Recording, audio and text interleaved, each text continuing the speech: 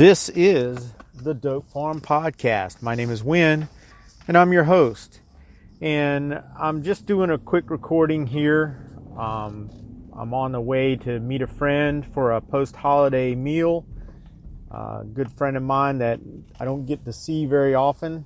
And so it's a good opportunity to go and share a meal with a very close personal friend. So over the holiday, I don't talk a lot about politics on this podcast.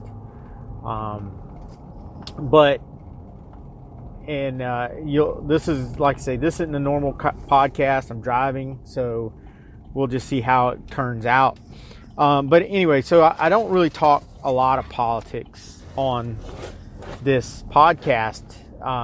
Although I'm a huge advocate of people being involved in the political process, because without being involved, we have no say in what happens in our government and in our lives. And although we have very little control over those who serve us, and they are supposed to serve us, we don't serve them. They are not our rulers. They're not our leaders even. They are hired help. They are the ones that are supposed to do our will. And somewhere down the road, everything got screwed up. And I think it was kind of screwed up from the beginning, because even the founders and the leaders of their time played fast and loose with the rules. They made up the rules as they went. But I see this, looking at what's going on. I'm in North Carolina, as many of you know, and I'm looking at what's going on up in Virginia. And Virginia is a powder keg. It'll be very interesting to see what the Democrats do with their quote-unquote supposed mandate, whatever the hell that is. Mandate. There's no such thing as a mandate. Just because you get 51% doesn't make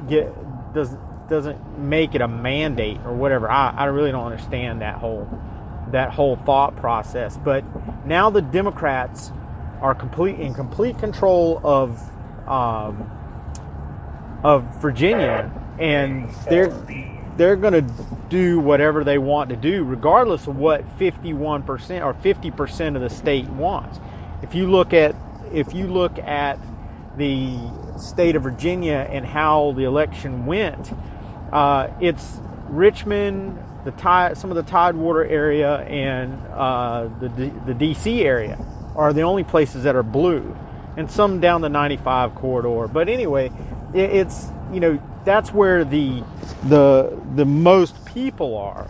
And that's what's sad, is that it's almost like we need an electoral college on the state level, because what happens is these city dwelling voter blocks get too much power, and the Democrats will tell you whatever they want you to hear to get elected. And the amount of money that was funneled into Virginia this last election, this kind of midterm type off-year election, was just enormous. It was just, I don't know, almost unheard of, which, I don't know, is anything unheard of anymore? Anyway, and I see this slow creep to the left. And I look at the hatred for our president, and I've never been a huge fan of Donald J. Trump. I think he's arrogant, and I think he's but he's Donald J. Trump, so whatever. I take that with a grain of salt. I voted for Donald Trump. And I didn't vote for him in the primary, but I voted for him in the election. And I just couldn't bring myself. There was no way in hell that I was going to vote for Hillary Rodham Clinton. Okay, you want to talk about evil and corrupt, but after the holiday, I was talking with my mom, and this is a prime example of what happens when, and I mean, I love my mom to death, and I'll do anything in the world for her, but I would consider her as what Rush refers to as a low information voter. She probably only watches one channel to get all of her news. She's got a lot of relocated people that have moved into the area from up north. She's got some friends that are from like New York, and they're most likely rabid Democrats, liberals, and they hate Donald Trump. So that's the influence that she has. The mainstream media, she probably watches the news from one source, one of the original big three news stations, and it's some of the things that she was saying.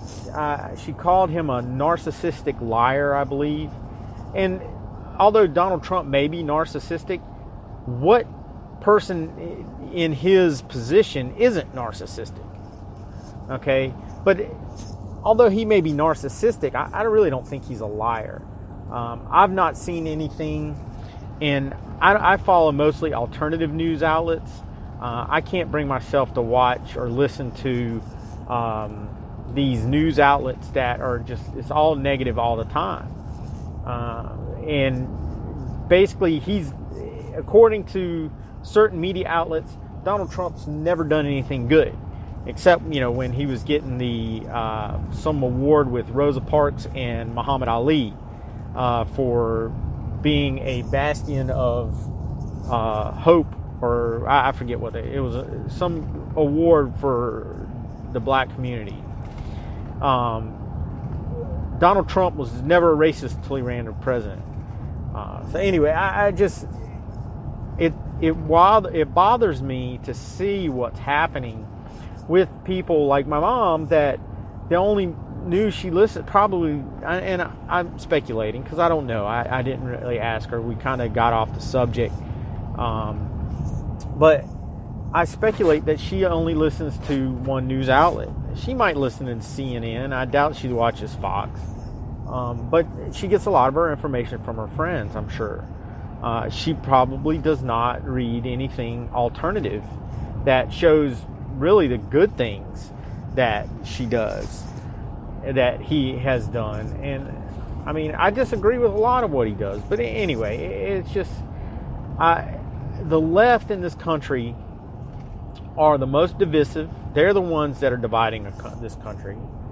They're the ones that are violent, Antifa and the like. And we're seeing this creep to the left. And if we don't wake up and get out and get active and be part of the process, then we're lost. My children will live in a tyrannical government, under a tyrannical government. If we, the people, don't stand up and speak our minds, get involved, be part of the local process, because you have direct control over the local process. So, not much of a dope farm-esque podcast. I'm not, didn't really, like I say, this is unedited, just thoughts, random thoughts off the top of my head.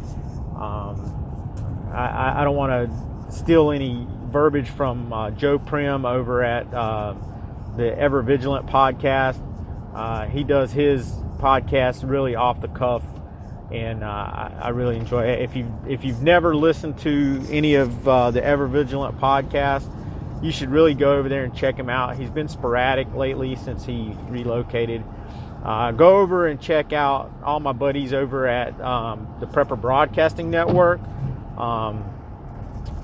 Brian Duff over at Mind for Survival.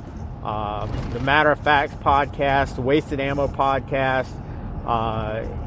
There's just a list of podcasts that I listen to. The Civilian Medical podcast. Go hit up all those guys. listen to everything you can.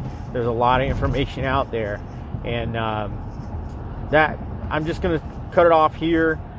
This is an experiment. We'll see how it works out. Anyhow, thank you guys. I hope you all had a wonderful Thanksgiving. I hope that everything finds you well. And just as always, God bless you and God bless America. All right. Take care.